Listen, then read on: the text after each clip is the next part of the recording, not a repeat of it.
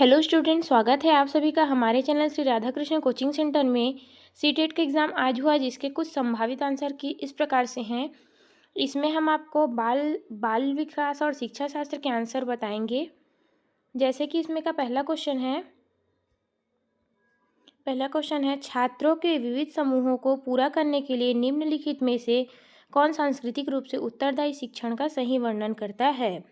सुविचारित, अनुकूलित, विभेदित, मानवीकृत। तो इसका सही आंसर हो जाएगा हमारा दूसरा, अर्थात सुविचारित, अनुकूलित, विभेदित। ये तीनों ही इनका सही वर्णन करता है। अगला क्वेश्चन है हमारे पास, एक शिक्षिका खुद से पूछती है कि मैं ऐसे अनुभव कैसे प्रदान कर सकती हूँ जिसमें छात्रों को पर्यावरण के में विभिन्न प्रकार की वस्तुओं को वर्गीकृत करने और उन वर्गीकृत के स्कीमों का विश्लेषण करने की आवश्यकता हो। वह छात्रों में किस प्रकार बुद्धिमत्ता को बढ़ावा देने का कोशिश कर रही है? अंतर्व्यक्तित्व बुद्धिमत्ता, प्राकृतिक बुद्धिमत्ता, शारीरिक गति संवेदी बुद्धिमत्ता, भाषाई बुद्धिमत्ता। तो इसका सही आंसर हो जाएगा प्राकृतिक बुद्धिमत्ता।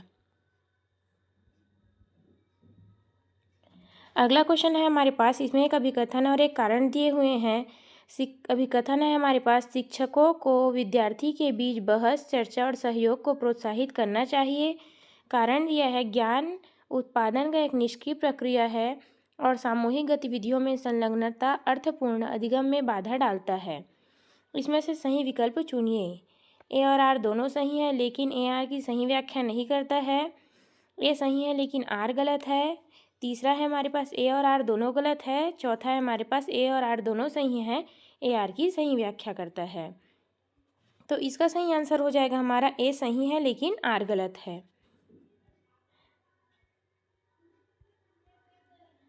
अगला क्वेश्चन है हमारे पास, अभिकथन दिया है, स्कूल को उस ढांचे के भीतर कार्य करना चाहिए जो तैयार उत्पाद और सीखने के परिणामों का आकलन करते हैं। कारण दिया है, सीखना पक्के तौर पर अनुक्रमिक और पदानुक्रमित है। सही विकल्प चुनना है हमको, जिसमें हमारे पास ऑप्शन दिया है, ए और आर दोनों सही हैं लेकिन ए आर की सही व्याख्या नहीं करता है। ए सही है लेकिन आर गलत है। ए और आर दोनों गलत है। ए और आर दोनों सही हैं, ए आर की सही व्याख्या करता है। तो इसका सही आंसर हो जाएगा, ए और आर दोनों सही हैं लेकिन ए आर की सही व्याख्या नहीं करता है।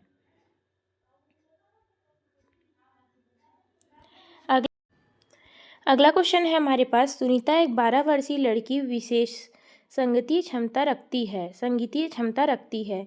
उसके माता पिता दोनों ही निपुण गायक हैं और वे सुनीता को अपनी आवाज़ की ओर बेहतर करने के लिए प्रशिक्षण कक्षा भेज रहे हैं। सुनीता की यह क्षमता संभावित रूप से किन कारकों के अंतःक्रिया का परिणाम है?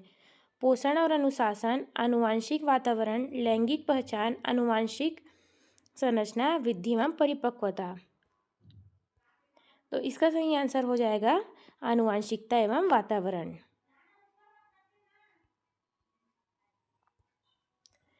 छठवां क्वेश्चन है हमारे पास, पियाजे और वायगोत्स्की के सिद्धांत में प्रमुख समानता है।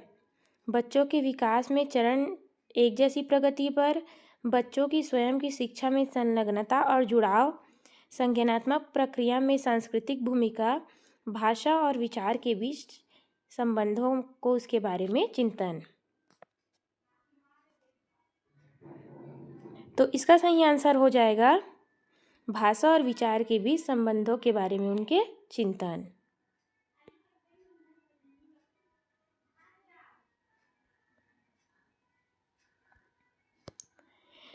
अगला क्वेश्चन है, संवेदनशील अवधि वह अवधि होती है जिसके दौरान कुछ खाली स्थान विशेष रूप से सामान्य विकास के लिए महत्वपूर्ण होती है।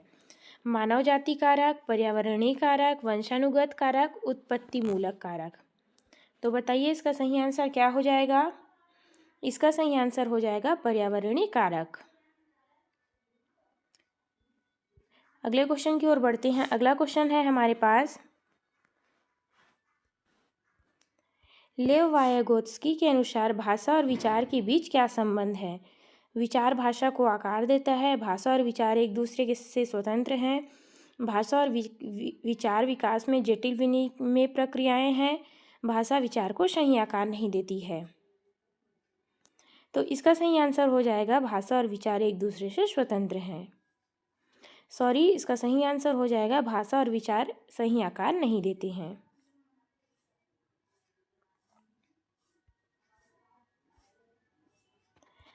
अगला क्वेश्चन है हमारे पास, समावेशी कक्षाओं में विशेष बच्चों की ज़रूरतों को पूरा करने के लिए एक अलग शैक्षिक कार्यक्रम पेश किया जाता है। अलग अलग भिन्नताओं के अनुसार विभेदित निर्देश दिए जाते हैं। बच्चों के बीच हर नई तरह की विभिन्नता को दूर करने का लक्ष्य रखती है। कक्षाओं को पहचानने के लिए हर बच्चा एक ही दर से एक ही समय पर सीखेगा। तो इसका सही आंसर हो जाएगा अलग अलग भिन्नताओं के अनुसार विदेशित निर्देश दिए जाते हैं।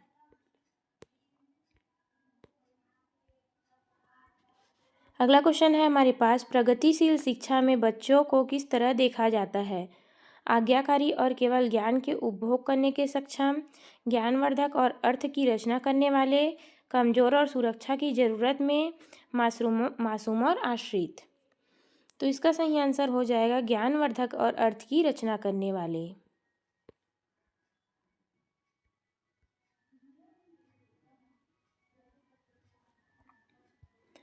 अभिकथन, शिक्षक को बच्चों के प्रयोग के लिए बहुत सारे अवसर दिए जाने चाहिए। उदाहरणों और गैर उदाहरणों पर चर्चा करनी चाहिए। कारण है, बच्चों में गलत धारणाओं को निपटने का एक रचनात्मक तरीका विपरीत उदाहरण प्रदान करता है। सही के विकल्प चुनिए। ए और आर दोनों सही है, लेकिन ए आर की सही व्याख्या नहीं करता है। ए सही है लेकिन आर गलत है। ए और आर दोनों गलत है। ए और आर दोनों सही है लेकिन ए आर की सही व्याख्या करता है। तो इसका सही आंसर हो जाएगा बी वाला, ए सही है लेकिन आर गलत है।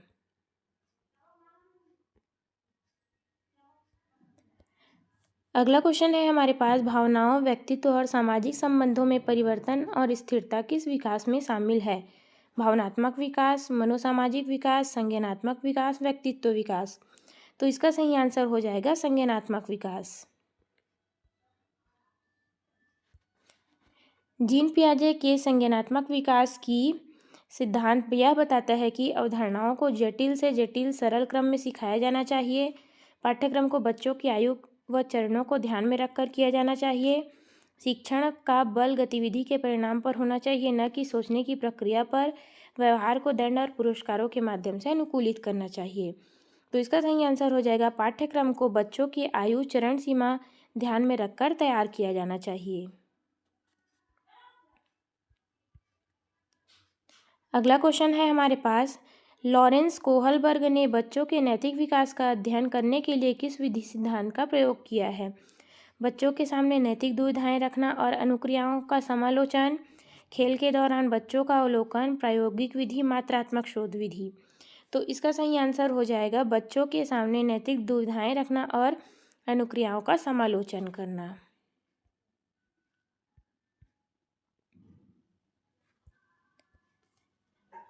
जीन पियाजे के अनुसार बच्चे वयस्कों से किस प्रकार भिन्न हैं? बच्चों की तुलना में वयस्क बहुत अधिक ज्ञानी होते हैं। बच्चों की सोच वयस्कों के गुणात्मक रूप से भिन्न होती है। बच्चों की सोच मात्रात्मक रूप से वयस्कों से भिन्न होती है। बच्चे वयस्कों पर निर्भर होते हैं जबकि वयस्क स्वतंत्र होते हैं।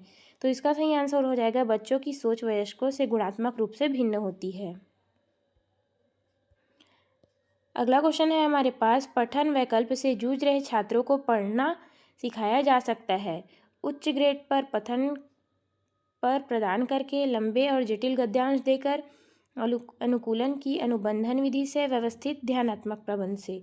तो इसका सही आंसर हो जाएगा अनुकूलन के अनुबंधन विधि से।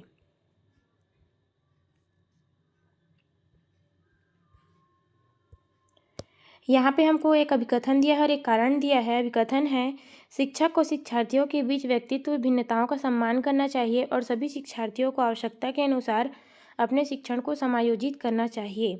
कारण है, शिक्षक को विविध पृष्ठभूमि और शिक्षार्थियों को पढ़ाते समय उनके बीच सहयोग और समूह कर्म से बातचीत में बचना चाहिए। सही विकल्प दिया है हमारे पास, ए और आर दोनों सही है किंतु ए आर की सही व्याख्या नहीं करता है। ए सही है लेकिन आर गलत है। ए और आर दोनों गलत है। ए और आर दोनों सही हैं, ए आर की सही व्याख्या करता है। तो इसका सही आंसर हो जाएगा दूसरा, अर्थात ए सही है लेकिन आर गलत है।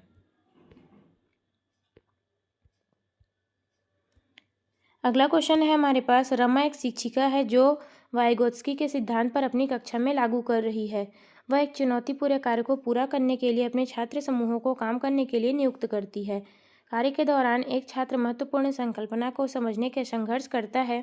रमा के लिए इस छात्र की मदद करना का सबसे प्रभावी तरीका क्या होगा?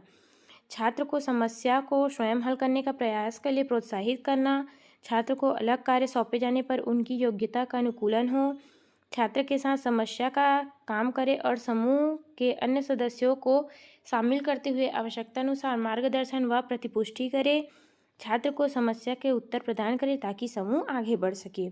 तो इसका सही आंसर होगा छात्र के साथ समस्या पर काम करे और समूह के अन्य सदस्यों को शामिल करते हुए आवश्यकतानुसार मार्गदर्शन व प्रतिपुष्टि करे। अगला क्वेश्चन है हमारे पास, निम्नलिखित में से क्या दृष्टिबाधित विद्यार्थियों को कक्षा में भागीदारी लेने में बाधा डालती है?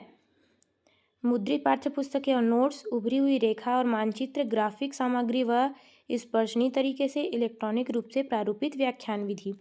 तो इसका सही आंसर हो जाएगा मुद्रित पाठ्यपुस्तकें और नोट्स।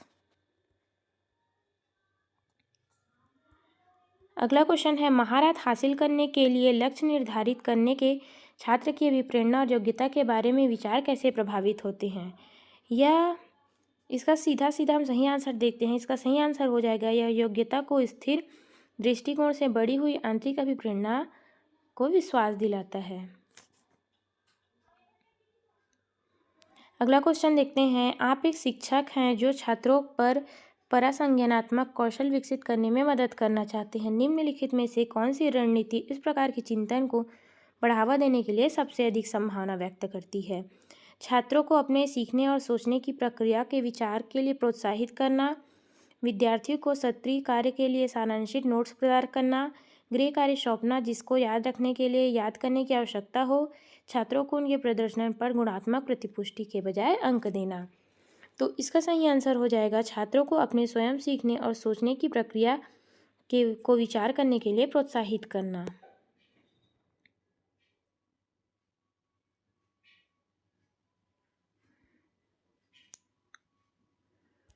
अगला क्वेश्चन है, विकथन है एशियाई संस्कृति में जो सांप्रदायिक सद्भावना पर जोर देता है। क्रोध की अभिव्यक्ति को हतोत्साहित किया जाता है, शर्म को प्रोत्साहित किया जाता है, कारण भावनाएं व्यक्तिपरक होती है और सीखने की कोई भूमिका नहीं निभाती है। इसमें हमको विकल्प दिया है, ए और आर दोनों सही है, लेकिन ए आर की सही व्याख्या नहीं करता है। ए सही है, आर गलत है। आंसर सी है कि ए और आर दोनों गलत है। ऑप्शन 4 है कि ए और आर दोनों सही हैं, ए आर की सही व्याख्या नहीं करता है। तो इसका सही आंसर हो जाएगा, ए सही है लेकिन आर गलत है। अगला क्वेश्चन है, छात्रों के लिए कक्षा में प्रतिक्रिया सबसे अधिक प्रभावी होता है जब यह सीखने की गतिविधि के दौरान और पश्चात भी होती है। यह इस बात पर ध्यान केंद्रित होता है कि बच्चा क्या नहीं कर सकता बजाय इसके कि वह क्या कर सकता है। यह वर्ष के अंत में परीक्षण और परीक्षा पर केंद्रित होता है।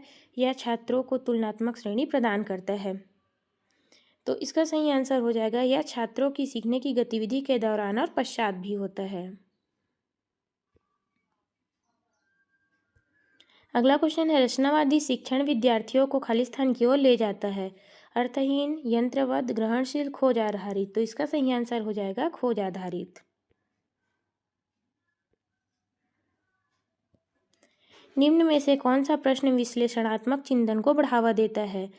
भारत में कितने राज्य हैं? भारत की कुल जनसंख्या कितनी है? भारत की जनसंख्या वृद्धि के विभिन्न कारण क्या है? भारत की राजधानी खालिस्तान है। तो इसका सही आंसर आ जाएगा, भारत में जनसंख्या वृद्धि के विभिन्न कारण क्या है। अगला क्वेश्चन है, किस अधिगम में रणनीति में बच्चों के द्वारा दूसरों को सिखाना शामिल है जो उन्होंने सीखा है? रटकर सीखना, व्याख्यान शिक्षण, पारस्परिक शिक्षण, अनुबंधन अधिगम। तो इसका सही आंसर हो जाएगा अनुबंधन अधिगम। निम्न में से कौन सा कथन स्वलीनता के संदर्भ में सही है? स्वलीनता एक तंत्रिकीय विकासात्मक विकार है। स्वलीनता केवल वातावरणीय कारकों के कारण होता है। स्वलीनता का इलाज किया जा सकता है, उम्र के साथ इसमें सुधार आता है। स्वलीनता वाले सभी लोगों में कम से कम यह विशेष कौशल होता है। तो इसका सही आंसर हो जाएगा स्वालीनता एक तंत्रिकी विकासात्मक विकार है। क्वेश्चन नंबर 29 है हमारे पास। किशोरावस्था अभिकथन है, किशोरावस्था के दौरान जेंडर अपेक्षाओं के अनुरूप स्त्रीत्व या पुरुषत्व की परंपराओं का पालन करने के लिए दबाव बढ़ जाता है। कारण दिया है, जेंडर और जेंडर की भूमिकाएं जैविक रूप से निर्धारित की जाती है। तो इसका सही आंसर हो जाएगा ए और आर दोनों सही हैं। ए आर की सही व्याख्या करता है। इस वीडियो का सबसे आखिरी क्वेश्चन यह है कि विद्यार्थियों में समालोचनात्मक चिंतन को विकसित करने के लिए एक शिक्षक को विद्यार्थी को उनके संदेह और सवाल पूछने के लिए हतोत्साहित करना चाहिए। ऐसे सवाल देना चाहिए जिसके निष्कर्ष में व्याख्याएं शामिल हो। ऐसे सवालों से बचना चाहिए जिसमें विवेचन और विश्लेषणात्मक की आवश्यकता हो। केवल ऐसे सवाल पूछना चाहिए जिसके एक ही उत्तर हो। तो इसका सही आंसर हो जाएगा, ऐसे सवाल देने चाहिए जिसमें निष्कर्ष और व्याख्याएं दोनों शामिल हो।